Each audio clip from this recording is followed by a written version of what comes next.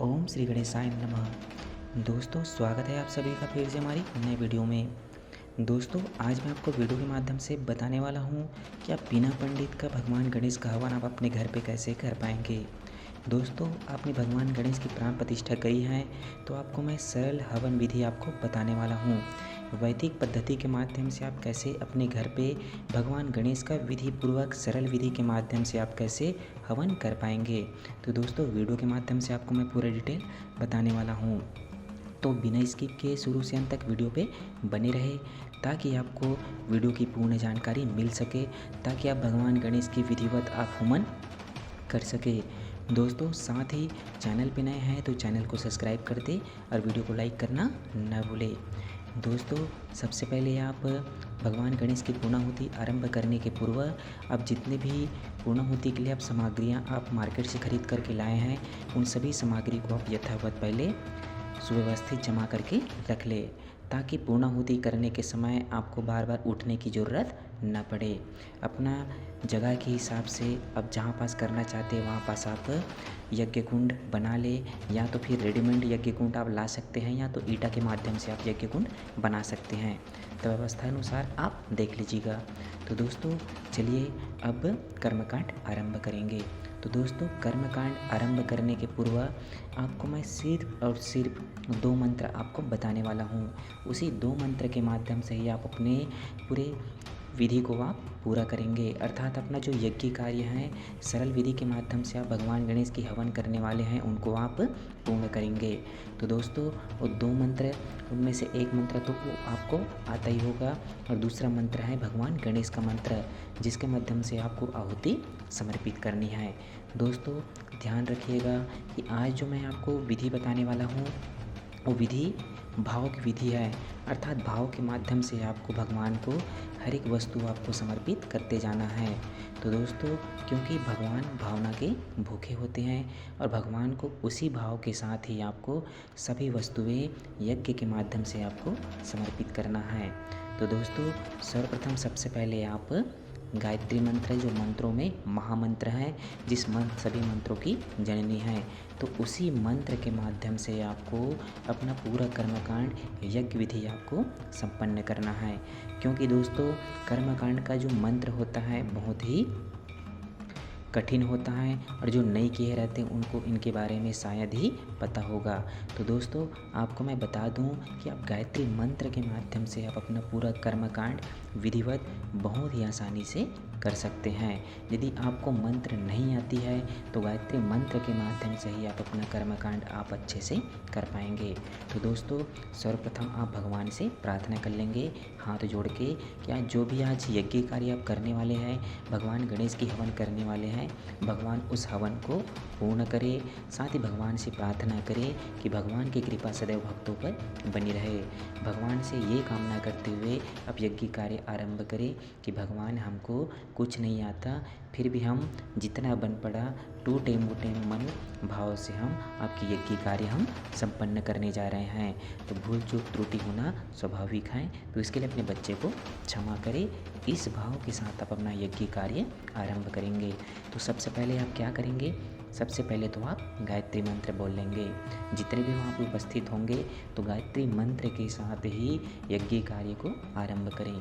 दोस्तों सर्वप्रथम ओम भूर्भुवस्वः तत्सवितुर्वरेण्यं भर्गो देवस्य धीमहि धियो यो नः प्रचोदयात्। उसके बाद आपको पवित्रीकरण करनी है। आपको भावना बता रहा हूँ कि आपको क्या क्या स्टेप बाय स्टेप आपको क्या क्या करनी है, तो सारी विधि आपको करते जाना है। तो पवित्रीकरण में आप क्या करेंगे, जल का अभिसिंचन करेंगे। सबके ऊपर जल का अभिसिंचन कर ले, भावना करें कि आप सभी भगवान के पूजन योग्य बन रहे हैं। तो जल का सिंचन करते हुए आप गायत्री मंत्र बोलेंगे ओम भूर्भुवस्वः तत्सवितुर्वरेण्यं भर्गो देवस्य धीमहि धियो यो नः प्रचोदयात्। जो भी क्रिया को आप करेंगे गायत्री मंत्र के साथ ही करेंगे, ताकि आपके मन में भी भाव रहे कि मैं कर्मकांड जो किया हूँ वैदिक मंत्रों के माध्यम से अपना यज्ञ कार्य मैंने संपन्न किया। उसके बाद आप क्या करेंगे, चंदन धारण कर लेंगे। तो चंदन धारण के लिए सर्वप्रथम भगवान गणेश के मस्तक में चंदन लगाएंगे। तत्पश्चात जितने भी वहाँ पर उपस्थित हैं सबके मस्तक में, एक दूसरे के मस्तक में सभी चंदन लगाएंगे, सम्मान स्नेह का भाव रखते हुए। दोस्तों आप सबको बता दूं कि शुरुआत के दिनों में आपने प्राण प्रतिष्ठा के दिन आपने पूरी प्रक्रिया कर ली है, तो आपको मैं संक्षिप्त बता रहा हूँ। यदि मैं आपको पूरा यज्ञ विधि बताऊँगा तो कम से कम 1 घंटा से कम नहीं लगेगा। तो मैं कोशिश कर रहा हूँ कि कम से कम समय में आप बहुत ही अच्छे से भगवान गणेश की हवन आप कर सके। तो चंदन धारण करेंगे गायत्री मंत्र बोलते हुए।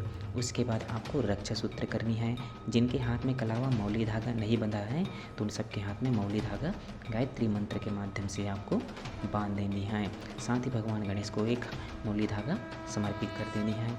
उसके बाद आपको कलश भगवान का पूजन करना है। कलश तो स्थापित कर लिया है, तो हाथ में अक्षत पुष्प लेकर के भगवान कलश का प्रार्थना करते हुए पूजन कर लेंगे। उसके बाद अगली कड़ी में आप दीपक भगवान का पूजन करेंगे। फिर से हाथ में अक्षत पुष्प ले लेंगे। दीपक भगवान का प्रार्थना करते हुए गायत्री मंत्र के साथ आप दीपक भगवान की पूजन करेंगे। आप कलावा है, मौली धागा है और साथ में प्रसाद धूप दीप नैवेद्य दीपक भगवान को भी आप समर्पित कर देंगे। उसके बाद आपको अगली कड़ी में करना है देवावाहन। तो कर लिए हैं, तो देवावाहन कर लिए हैं तो भगवान से प्रार्थना करते हुए आप पुनः अक्षत पुष्प आप भगवान के समीप आप समर्पित कर देंगे गायत्री मंत्र बोलते हुए। उसके बाद आपको अगली कड़ी में करनी है पंचोपचार पूजन, अर्थात भगवान गणेश का पंच तत्वों के माध्यम से पूजन करनी है।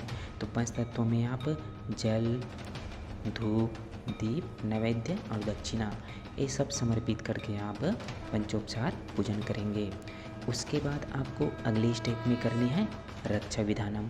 तो रक्षा विधानम करने के लिए आप क्या करेंगे कि जो 10 दिशाएं होती हैं उन सभी 10 दिशाओं में आपको क्या करना है, जिस आप दिशा को जानते हो उन सभी दिशाओं में यज्ञ कुंड के बाहर आपको अक्षत को छोड़ते जाना है।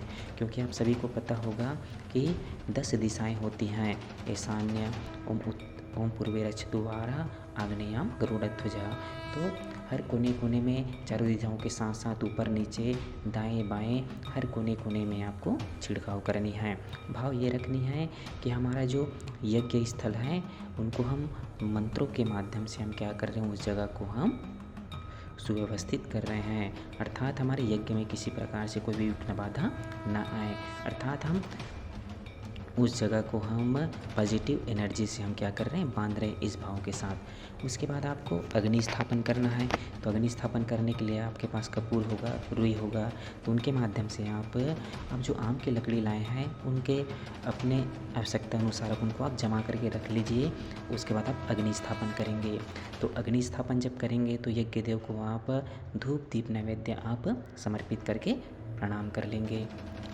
उसके बाद आपको अपना जो यज्ञ विधि है आरंभ हो गया। साथ में ध्यान रखेंगे कि जब यज्ञ जलती रहे तब जा कर के ही आपको भगवान यज्ञ को आहुति समर्पित करनी है। यज्ञ अगर नहीं जलेगा, प्रज्वलित नहीं होगा तो आपको आहुति समर्पित नहीं करनी है।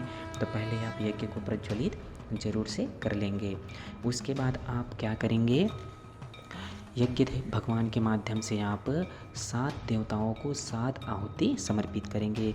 प्रजापति इंद्र भगवान को, ठीक है, अग्नि भगवान को, सोम भगवान को, भूआ भगवान को, भूआ भगवान को, स्वाहा भगवान को अर्थात सूर्य भगवान को। तो इस तरह आपको 7 आहुति केवल घी की आपको यज्ञ भगवान को समर्पित करनी है गायत्री मंत्र के माध्यम से। उसके बाद आपको अगली कड़ी में करनी है गणेश मंत्र आहुति समर्पित करना है। तो इस मंत्र को आप या तो लिख लीजिएगा या तो मैं बोल रहा हूँ उसके हिसाब से आप कर सकते हैं। ज़्यादा अच्छा है कि आप लिख लीजिएगा। जितने भी वहाँ पे उपस्थित होंगे कुंड के पास अगर आ सकते हैं तो कुंड के पास बुला लीजिए। यदि ज़्यादा मात्रा में यज्ञ में बैठे हुए हैं तो सबको आप हवन सामग्री दे दीजिए, जो हवन सामग्री आप मार्केट से खरीद करके लाए हैं। तो आपको क्या करना है, अब हवन करना है। ध्यान रखेंगे कि आहुति डालते समय आहुति यज्ञ कुंड में ही जानी चाहिए, बाहर न गिरे। साथ ही हम जिस प्रकार हम बच्चे को खाना खिलाते हैं उसी तरह यज्ञ भगवान को भी आपको आहुति समर्पित करनी है। तो चलिए, ओम एकदंताय विद्महे वक्रतुंडाय धीमहि तन्नो दंती प्रचोदयात् स्वाहा इदम गणेशाय इदम नमः। ध्यान रखेंगे कि स्वाहा शब्द को सबको बोलना है। आपके पास अगर घी की मात्रा ज़्यादा है तो आप घी की आहुति दे सकते हैं। अब आहुति डालने के लिए आपके पास काष्ठ पात्र तो नहीं होगा, तो काष्ठ पात्र के रूप में आप अपने घर में चम्मच होगा तो उस चम्मच के जरिए आप आहुति समर्पित कर सकते हैं। ओम एकदंताय विद्महे वक्रतुंडाय धीमहि तन्नो दंती प्रचोदयात्। इस मंत्र के माध्यम से आप चाहे तो 21 बार, 11 बार या तो फिर 51 बार या 108 बार अपने सुविधा के अनुसार से आप आहुति समर्पित करेंगे। उसके बाद अगली कड़ी में आप भगवान महाकाल को 5 या 3 आहुति उनके नाम से ज़रूर से समर्पित कर देंगे।